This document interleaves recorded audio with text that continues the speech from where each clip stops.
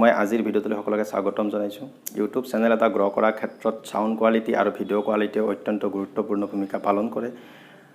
আৰু আমি যদি মোবাইলৰ নৰ্মেল কেমেৰাৰে ভিডিঅ' ৰেকৰ্ড কৰোঁ, তাত যদি কোনো ধৰণৰ মাইক কানেক্ট নকৰোঁ, তেতিয়াহ'লে আমাৰ সাউণ্ড কোৱালিটিটো সিমান ভাল নহয়, যাৰ বাবে আমাৰ ভিডিঅ'বোৰ দৰ্শকসকলে চোৱাত অসুবিধা পায় বা আমাৰ কথাবোৰ স্পষ্টভাৱে শুনাত অসুবিধা হয়। সেয়েহে মই এই বয়া বাই M1 মাইক অৰ্ডাৰ কৰি লৈ আহিছোঁ। আৰু যদি আপুনিও অৰ্ডাৰ কৰিব বিচাৰে, কিন্তু আপুনি অৰ্ডাৰ কৰি অনাৰ পিছত ডাইৰেক্ট এই মাইকটো ব্যৱহাৰ কৰাৰ উপযোগী হৈ নাহে, কাৰণ ইয়াত কিছুমান সৰু সৰু কাম কৰিব লগা হয়। আৰু সেই সৰু সৰু কামবোৰনো কি, কেনেকৈনো কৰিব, তাৰ ওপৰত এই ভিডিঅ'টো প্ৰস্তুত কৰা হৈছে। অতি সহজভাৱে প্ৰস্তুত কৰা হৈছে। তেন্তে এই ভিডিঅ'টো শেষলৈকে চাওক, যদিহে আপুনি এই মাইকটো অৰ্ডাৰ কৰি আনিব বিচাৰে।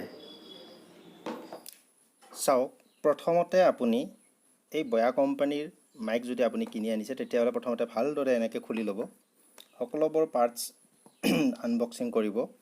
তাৰপিছত আপুনি চাব, এইটো স্পীকাৰ। এই স্পীকাৰটো প্ৰথমতে চাব, স্পীকাৰত কি আছে, এটা লক আছে। অৰ্থাৎ সেই লকটোৰ দ্বাৰা আমি য'ত সুবিধা তাত আমি সেই বস্তুটো ৰাখি থ'ব পাৰোঁ।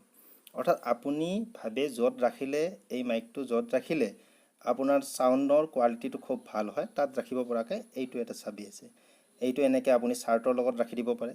গতিকে এই চাবিটো আপুনি ইয়াত ফিট কৰিব লাগিব, ঠিক এইখিনি জেগাত এনেকৈ অলপ জোৰেৰে আপুনি প্ৰেছ কৰি দিব লাগিব। এনেকৈ হৈ গ'ল, এতিয়া লক হৈ গ'ল।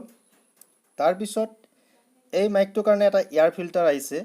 এয়াৰ ফিল্টাৰটো আপুনি ইয়াত লগাই দিব। ইয়াত এনেকৈ লাহে লাহে খুব সাৱধানেৰে এনেকৈ এয়াৰ ফিল্টাৰটো লগাই দিব। হৈ গ'ল, এই চাইডটো হৈ গ'ল। এতিয়া এয়াৰ ফিল্টাৰ হ'ল, লক হ'ল।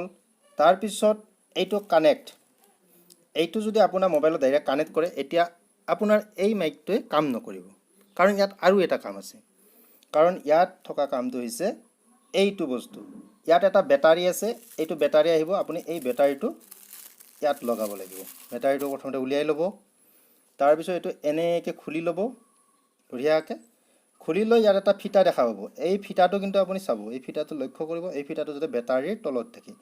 আৰু আপুনি ভালদৰে চালে গম পাব, ইয়াত এটা প্লাছ চিন আছে, ইয়াত এই চাইডে মাইনাছ আছে। আৰু ঠিক তেনেদৰে বেটাৰীটোতো আছে। চাওক, বেটাৰীটো লক্ষ্য কৰক, চিনি পাইছেনে? এইটো প্লাছ চিন, এইটো চাইডে ভালদৰে দেখিছেনে? এইটো প্লাছ চিন। গতিকে প্লাছ চিনটো এই চাইড কৰি এনেকৈ আপুনি লাহেকৈ এনেকৈ অলপ ঠেলি, খুব সাৱধানেৰে এনেকৈ ঠেলি মাত্ৰ আপুনি এনেকৈ অলপ জোৰেৰে ঠেলি দিয়ক, সাৱধানে। হৈ গ'ল। এতিয়া এই ফিটাটো বাহিৰ ওলাই আছে। কেতিয়াবা যদি বেটাৰীটো আপুনি বাহিৰ কৰিব লগা প্ৰয়োজন হয়, তেতিয়াহ'লে কি কৰিব, এই ফিটাটো টানি দিলে ওলাই আহিব। এনেকৈ হৈ গ'ল। এতিয়া খুব সুন্দৰভাৱে সাৱধানেৰে আপুনি এইটো লগাই দিয়ক, এইটো লগাই দিয়ক।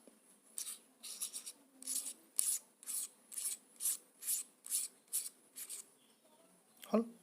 এতিয়া এইটো ৰখাৰ কাৰণে আপোনাৰ ইয়াত বঢ়িয়া এটা ছিষ্টেম আছে। এইটো চাওক, এই ছিষ্টেমটোৰে আপুনি যিকোনো জেগাত লগাই ল'ব পাৰে। আপোনাৰ পকেটতো ৰাখিব পাৰে।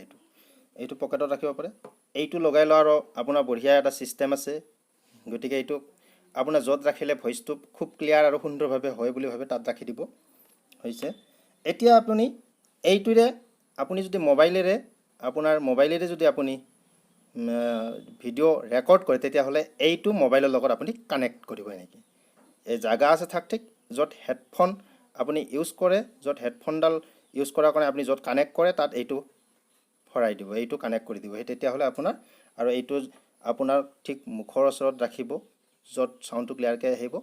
এতিয়া হৈ গ'ল। ঠিক তেনেদৰে ইয়াত আৰু এটা বস্তু আছে, এই সাধাৰণ বস্তু। এইটো বস্তু বাৰু আপোনাৰ যদিহে আপুনি মোবাইলত ৰেকৰ্ড কৰে, তেতিয়াহ'লে প্ৰয়োজন নাই। এইটো বস্তু যদি ইউজ কৰিব লগা হয়, তেতিয়াহ'লে এইটো ইয়াত এনেকৈ লগাই দিব লাগে। অলপ জোৰেৰে হেঁচি দিলে, ঠেলি দিলে ইয়াত ফিক্স হৈ গ'ল। এইটো বস্তুৰ ব্যৱহাৰ অন্য বেলেগ ৰেকৰ্ডাৰৰ কাৰণে, গতিকে মোবাইলত ৰেকৰ্ড কৰাৰ কাৰণে এইটো প্ৰয়োজন নাই। গতিকে মই সুন্দৰভাৱে এই বস্তুটো ৰাখি দিছোঁ, যে ইয়াত ভৱিষ্যতে যাতে মই ব্যৱহাৰ কৰিব পাৰোঁ, ইয়াত ভালদৰে প্লাষ্টিকত মই ৰাখি থৈ দিছোঁ। গতিকে এইখিনি কাম কৰিলে আপুনি এই বয়া মাইকেৰে আপুনি চাউণ্ড খুব সুন্দৰভাৱে ভালদৰে ৰেকৰ্ড কৰিব পাৰিব। আপোনাৰ ভিডিঅ' কোৱালিটিটো বাঢ়িব আৰু আপুনি যি কয় সেই কথাখিনি ভিউৱাৰ্ছসকলে খুব সুন্দৰভাৱে স্পষ্টভাৱে শুনিব। গতিকে এইখিনি এনেদৰে আপুনি ব্যৱহাৰ কৰিব পাৰে। আৰু এটা ইয়াত জানিবলগীয়া কথা আছে, যদিহে আপুনি মোবাইলেৰে ৰেকৰ্ড কৰে তেতিয়াহ'লে আপুনি সদায় ইয়াক অফ আৰু স্মাৰ্টফোন মোডত এই ছুইচটো ৰাখিব। এই ছুইচটো এইফালে নিব পাৰে, সদায় আপুনি অফ আৰু স্মাৰ্টফোন মোডত ৰাখিব, এইটোত ৰাখিব। আপুনি ৰেকৰ্ড কৰা সময়তো ৰাখিব আৰু অন্য সময়তো এইটো এনেকৈ ছুইচটো ৰাখি থৈ দিব। ঠিক আছে।